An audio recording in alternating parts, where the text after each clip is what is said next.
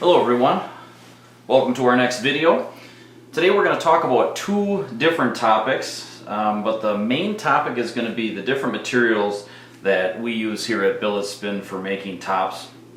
Now I'm going to use a wide variety of materials, but these are the three basic ones that I use the most. So I thought it would be nice to just talk about the three and the differences between them, and hopefully that will help you decide which material you would like to use.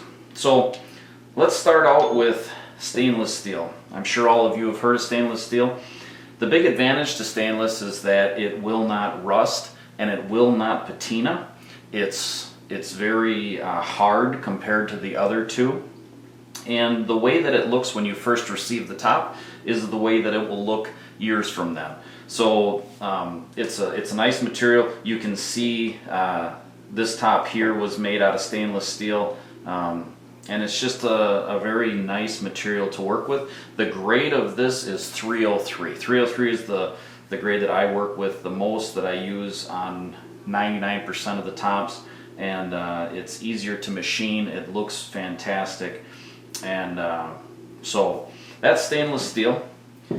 Next we get into copper, and personally I love the look of copper, but it is the softest of the three.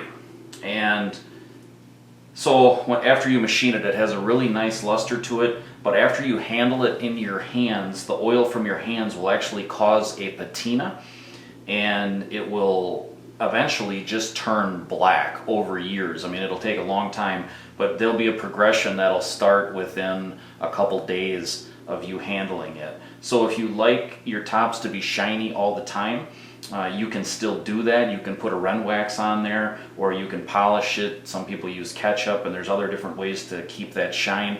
But if you don't want to have the maintenance in order to keep the shininess, then stainless steel would be the better way to go for you. Copper is soft, it's easily damaged. So you know, if you use it on the outer collar of a top and you're spinning it a lot, you will see some scratches and some nicks.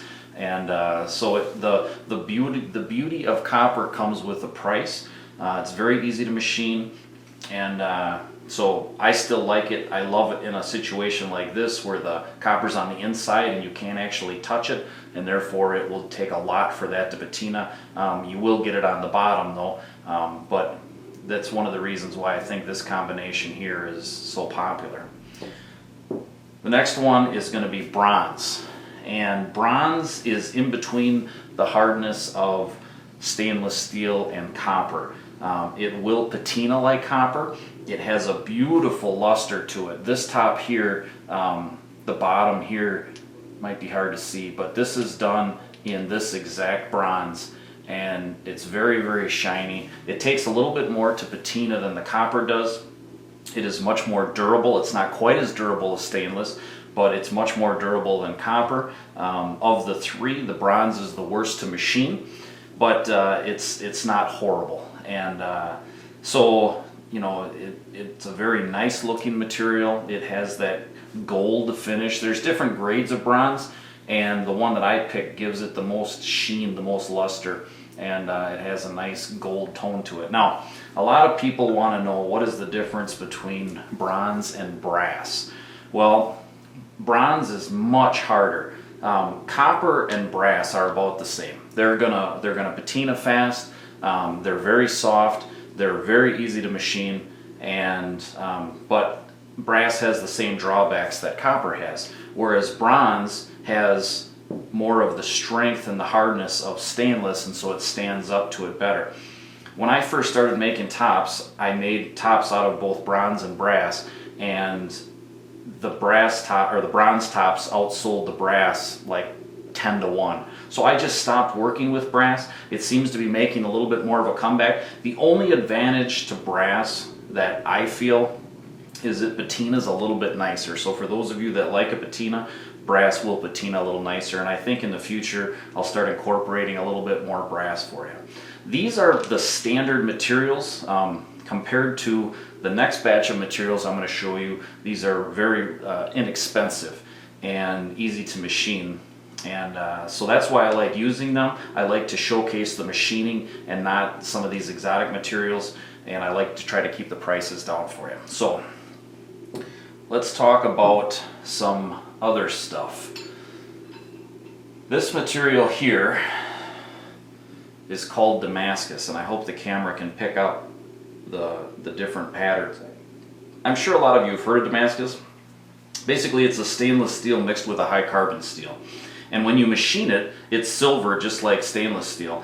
But then what you do is you take it and you put it in an acid bath, and it will bring out this pattern. It will eat away at the high carbon, but it will not eat away at the stainless. And so the stainless remains shiny, and the high carbon will etch and give you that nice pattern that shows up. And they do it in all sorts of different patterns. Of the exotics, the true exotics, Damascus is the least expensive, but it's very, very expensive. It's not hard to machine, but you have the extra process of having to clean it after you machine it and then etch it. If you don't clean it before etching, the pattern will not look right. There's parts of it that won't etch quite as nice as the other patterns, and so we have to go through a cleaning process, which takes time in a production setting. So that's what Damascus is. Next we have, this is just straight titanium. And the difference in titanium compared to like a stainless steel, they look very similar. Titanium's going to machine a little bit darker, more of a grayish color, but titanium is much lighter, so it's a really nice material to use for stems, because on a top, in order to get it to spin for a long time, you want the weight to be out and down, and so to get the weight out of the stem, you can use titanium. The problem with it is it's a lot harder to machine than stainless steel is, but it will also hold its finish like stainless. It won't patina, and it'll look really nice. It's harder than stainless steel, so it's more durable. The other big advantage of titanium is that you can heat color it. Now you can heat color stainless too, but titanium is a little easier, and you can also anodize it using a power source, and you can get it to change all sorts of different colors. So I just bought a power supply, and you're going to be seeing more heat colored and anodized titanium coming from BilletSPIN here shortly. So very, very light material, much more expensive, much harder to machine, and it's not that it's that difficult, it's that you have to run it much, much slower, and so it takes a lot longer, and the material cost is about 3 times that of stainless steel. So the next one here, this one is pretty exciting. I haven't actually made anything out of this, but this is pure magnesium, and magnesium is incredibly light, lighter than aluminum, much lighter than titanium. It's much softer, and it will damage, but it is just insanely light. It's going to look like aluminum, and machining it, the chips can actually start on fire. So there's a little bit of a learning curve there, but I'm sure it won't be that difficult. So you'll be seeing some of this in the future. Now we're going to get into the expensive stuff, the high-end stuff. And let's just get right to the good stuff. This is one of everybody's favorite here. This is called Damascus, and this is made by Alpha Knife Supply. There's also a material that looks similar to this. It's called Mokutai, but I like the Damascus, and that's what I'm using. I'm going to be loyal to Alpha Knife Supply. But very, very expensive. And what this is this is 2 grades of titanium that are folded together, and when you heat it, like the end of this bar has, the 2 grades change colors at different rates, and it allows you to bring out some really, really, really neat colors. You can see on the end here, just beautiful patterns in there.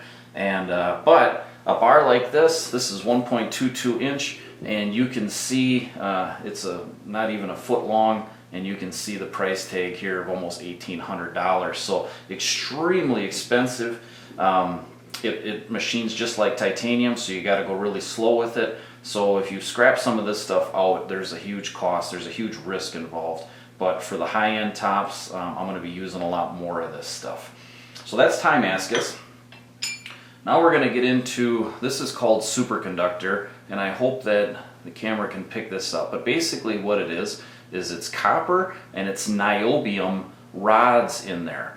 And I don't know a lot about this material, but I'm going to be machining this on some navigators today or tomorrow, and once you machine it, that niobium is really gonna come out from that copper, and so I'm really curious to see how it is. This stuff's about $160 per inch, and this is 1 inch diameter, so very, very expensive. It's really gonna jack the price of the tops up, but I think it's worth it just because, you know, it's something different, and that's the only thing out there like it, really. And so I'm really excited to use that.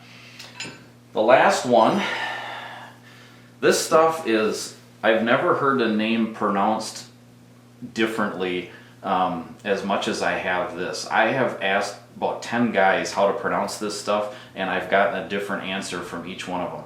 But it's called mochium or mocume or mocumi, whatever you want to call it.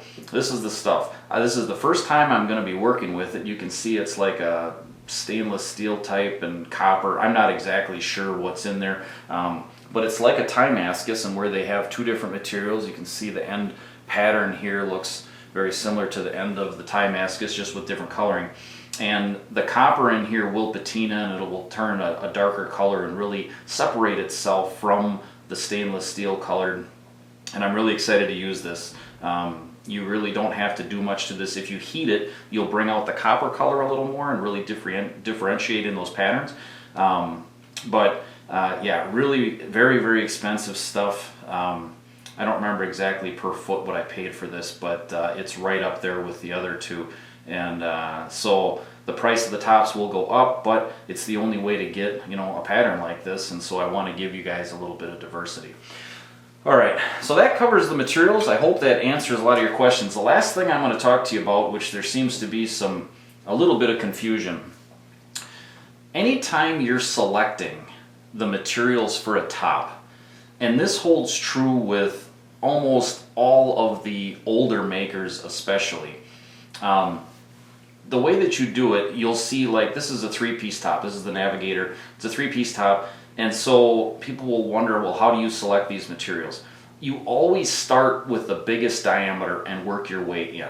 So this is stainless steel over bronze over stainless steel stem. Okay, I can show you, might show up better with the copper here. Stainless steel over copper over stainless steel. This one's a little scratched up. The copper's a little scratched up because it's been my sample and my photograph top here. But so you always start big and you work your way small. So if you see SS backslash CU backslash SS, that's this configuration. Stainless steel, copper, stainless steel. Start big, work your way small. I hope that answers your questions. I hope that you know, this helps you in picking out your next material combination. Thanks for tuning in and watching our video, and please subscribe to our channel. Have a great day.